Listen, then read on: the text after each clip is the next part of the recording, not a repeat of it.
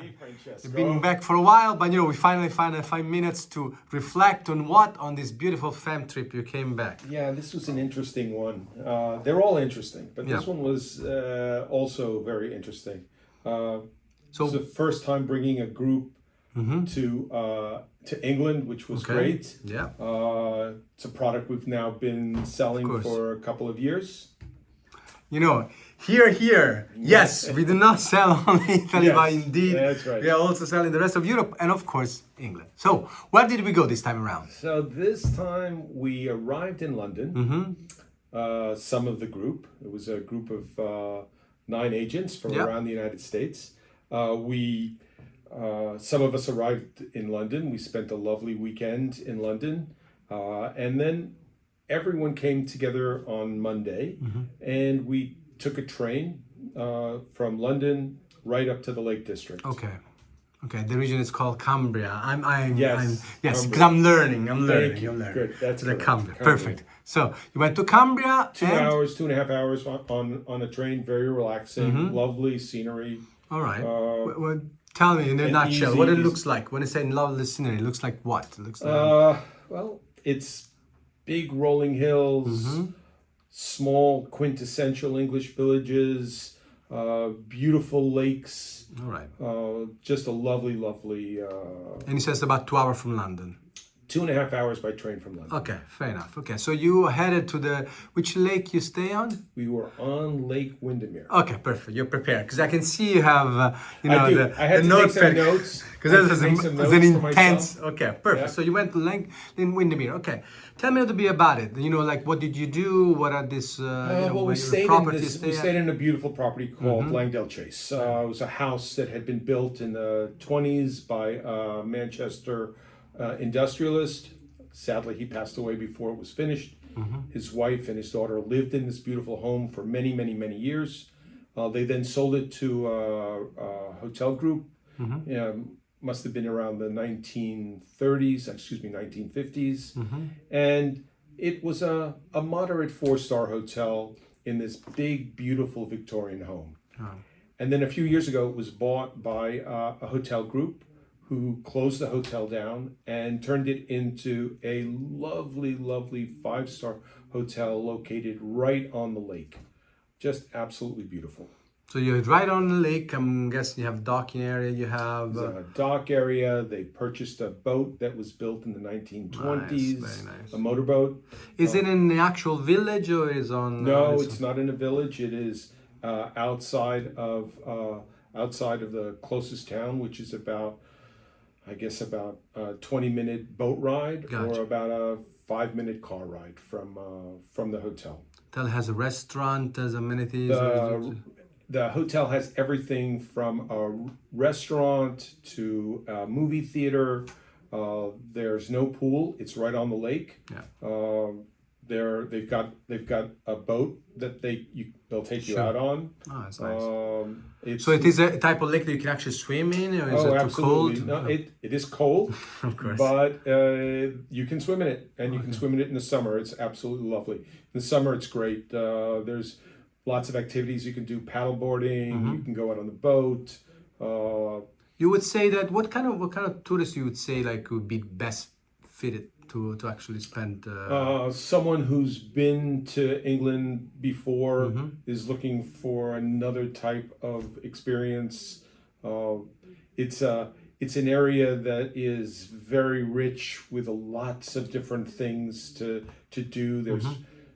There's Langdale Chase, but there's lots of other properties as well. 5-star, Michelin starred restaurants. It's an absolutely beautiful place. Okay, so culinary stuff, because you don't usually associate great cuisine to England as a whole. So even knowing that it's part of the world, you're right. But that perception is so true.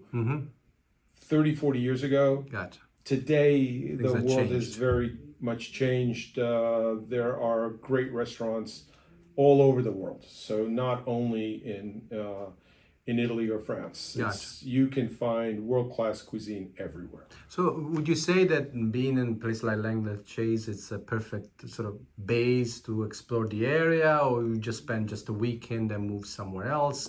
If I have to, think... You can do both ways. Yes. You can say, you know what, I'm going to spend 5 days in the Lake District, a couple of days in London, fly back from Manchester, which is very close by. Okay. So you could do that, or you could make it part of an itinerary. Gotcha. And I think personally that 3 days is a must. Okay. And of course, the most delicate question that I always ask, should you or should you not have a car to enjoy your stay around there? You don't need a car. The hotel can transfer you from the train station to the hotel. They have their own vehicle. There are taxis. It's not that far to go to other towns. And also, we have great relationships with transfer companies, car and drivers that will come and pick you up and move you from Cumbria to York, which we did. So you don't need a car. Okay, it's not necessary. No, but it's would you nice say to would have you, it, but- exactly? That's my point. Like but it's a nice upgrade because you have the freedom to travel around to That's visit right. someone's house. Okay, so let's go back to what you and your lovely group of travel agents did in this venture. So you arrived there. We did tons of things. We Okay. ended up going to. We had a nice Asian lunch at a Michelin-starred restaurant. That was one Around thing the that we lake? did.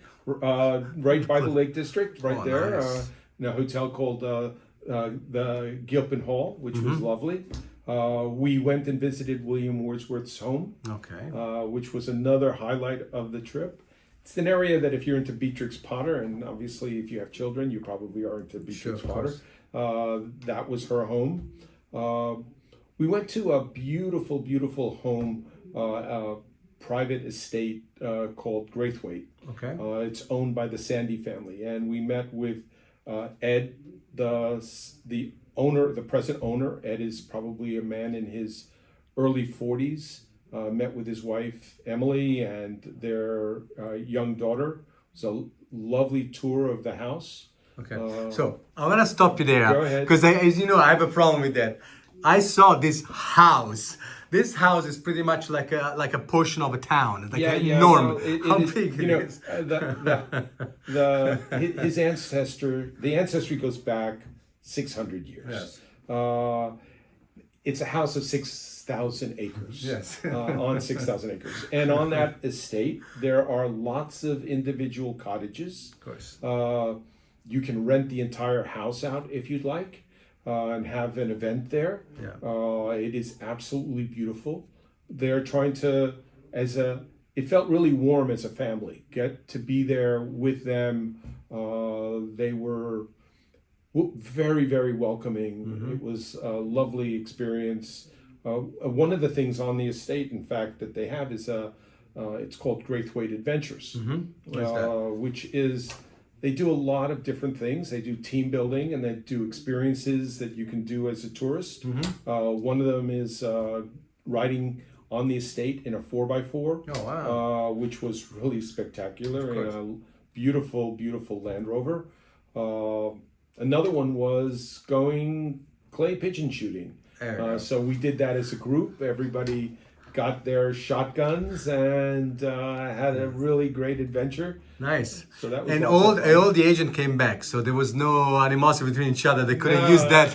And I was as an accident. completely surprised. That nobody got- and no, but I was completely surprised at how much it was enjoyed by Yes, by everybody. Of course. It was So lots you of clay. fun. So this estate that just again an ignorant like me looked like a bigger version of Downton Abbey. Like one of those I'm guessing That's one of right. those beautiful palace. Okay, perfect. So estate, and you say you can either you can rent out the whole house, which would be ostentatious, but there are these cottages that are spread throughout that gives you this. That's right. Yeah. That's right. And then from there, we ultimately left the region of Cumbria, Okay. and we worked our way to York. And before going to York, we took a stop at another wonderful estate. This time of 8,000 acres. Yeah, of course. And it called Broughton Hall. Alright. And Broughton Hall was owned by the Tempest family. And the present Tempest is Roger. and Roger is this super interesting guy. He's around 60 years of age, and they also have lots of homes on the 8,000, scattered around the 8,000 acres, that you can rent. A beautiful home, fully equipped with kitchens and lovely living areas and dining And rooms. sorry, this you said it geographically. So for example, the Broughton Hall, how far is from York, let's say, so that It's probably about an hour and 20 minutes, okay, something like that. It's one of those like what I want to say In is Yorkshire, exactly. on the So border. you can be in the Cumbria. countryside, but for intents and purposes, it's a good base to also visit some of these art cities without staying in any of them. Absolutely. And Roger as well, going through the house, looking at all of the things that he has, that his ancestors have put together. Yeah. It's a home that is probably, I would imagine, 50,000 square feet. A very, very large home. I would say that. And again, you can rent that out in its entirety if you want. And feel lonely. Okay. Perfect. So, wow. So beautiful mansion. So I kind of got the scene. So am I correct to think that what you've seen so far in this trip before you get into York, it's like the real stereotypical beautiful countryside of absolutely. England. It's the postcard pretty much. Rolling hills, green fields. They have the stone walls, the walls. walls. Absolutely. I love those. Yeah. Okay, perfect. So we did all this mention, and now we're heading into York. Am I correct? That's right. So here we have a city, a real city, but very walkable. From the center of York, within 20 minutes, you could walk to all corners of the city. Oh, wow. Its highlights are, first, it was a Roman city. So it goes back to the days when the Roman emperors moved. They came all the way north and they built Hadrian's Wall. Yeah. And then from Hadrian's Wall, you had everything north of Hadrian's Wall was kind of wilderness. Yeah. It was the Scots and the Celts. So that was that. Then the other story of York is that it was where the Vikings came over, and I know that. Yeah. All of that northern part of England was very influenced by the Vikings. Okay. Lots of ignorant is York is on a river in the water. No, it's in the inland. York. It's inland. Inland. It's okay, inland. perfect. Okay, it's inland. But it's not on the river. It's on the river. It's on the river. Okay, it's on the river. So some water. Okay, perfect. Yeah. So that was we ended up staying in this beautiful property called the Grand. It's the nicest, one of the nicest hotels in York. Yeah. For sure. It's got a beautiful bar, great restaurant. Rooms were lovely. They've got two sections. They've got the original section of the hotel, and then they've got a newer section, but really, really beautiful. Large rooms, very comfortable. And of course, you have York Minster. Am I correct? Yeah. You have York Minster. Yes. And if you don't know what York Minster is, it's a magnificent church. Probably the second most important church in England after Westminster Abbey. Yeah, I mean, so artsy. So what I'm trying to get in my mind. So this idea of York, it's basically, if I got it right, it's the ability to spend, your time in a beautiful, lovely art cities, but without having to be in sort of a crowded place like London could be. Or absolutely. So you're more manageable. You can go around. It's again, if you want to stay in the city, you can. Otherwise, you can be just an hour outside. That's right. And being able to manage it like that, it's lovely. So with the river in the middle. And what did you do in New York then? We did lots of things. We did a great gin tasting one day. Okay. We ended up at a Viking center. We made chocolate. York is very well known for its chocolates. I'm sure everybody has had a Kit Kat. Yeah.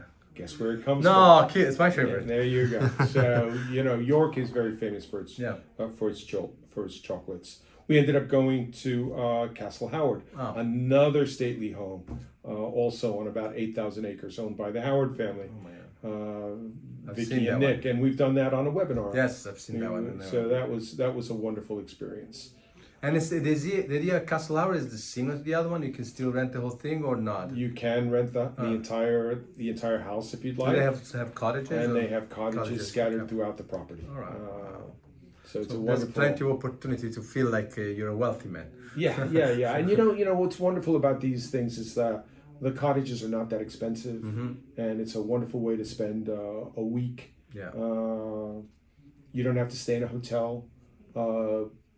Groceries can be delivered to you to the house. You don't have to do the shopping yourself. So really, it's a great place. It sounds like to recharge between the stay on the lake and just charge your batteries is there. And then you have this lovely sort of That's bucolic, and then you end up in a city that still it's not gonna be too crowded or too hectic. Right. And then from York we ended up back in London. Some of us stayed an extra day or two. Others left directly from York. They took the train down back to London, and then connected through to Heathrow. The trip is an hour and a half from York to London. Very easy. It's also quite simple if you're going to go north from York to Scotland. You want to go to Edinburgh. So those are another, that's another possibility. So you can really put it in between other sort of known itineraries. That's right. You can easily go from London to York, from York to Edinburgh. Yeah. And there's lots to do in between. Awesome. Perfect. So again, you want to have more information about it. You can talk to us about this specific itinerary, and moreover, look out for the new fam trip that are coming up. Always look in our website. Right. We've got 2 that we are planning in England, another 2 that we're planning in France, and there'll be others as well into Switzerland and to Italy. Exactly. So I'll see you the next one then. Take care, everybody. Bye. Bye.